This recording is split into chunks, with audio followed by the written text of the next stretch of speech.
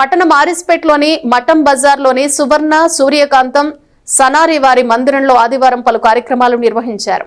సాలిపేట బ్రహ్మంగారి భజన సమాజంచే ఆర్గనైజర్ మానేపల్లి జేజిబాబు ఆధ్వర్యంలో గోవిందమాంబ అమ్మవారిని శాకాంబరి దేవిగా అలంకరించారు. బ్రహ్మంగారు అమ్మవార్లకు భజన కార్యక్రమాలు జరిపారు. స్వర్ణకార సంఘం అధ్యక్షులు గొల్లపల్లి శ్రీనివాసరావు ఆధ్వర్యంలో అన్నప్రసాద వితరణ ఏర్పాట్లు చేశారు.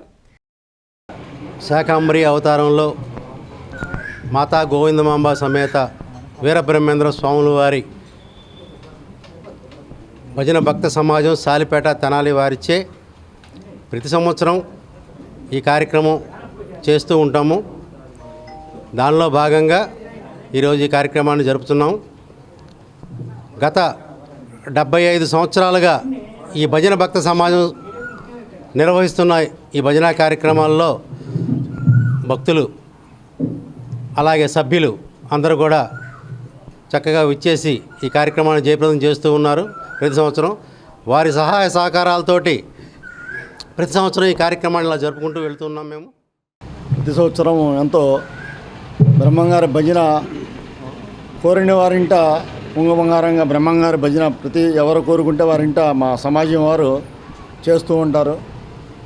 అట్లాగే ప్రతి సంవత్సరం కూడా బ్రహ్మంగారి భజనతో పాటు అమ్మవారికి శాకాంబరి అలంకారం చేస్తుంటారు.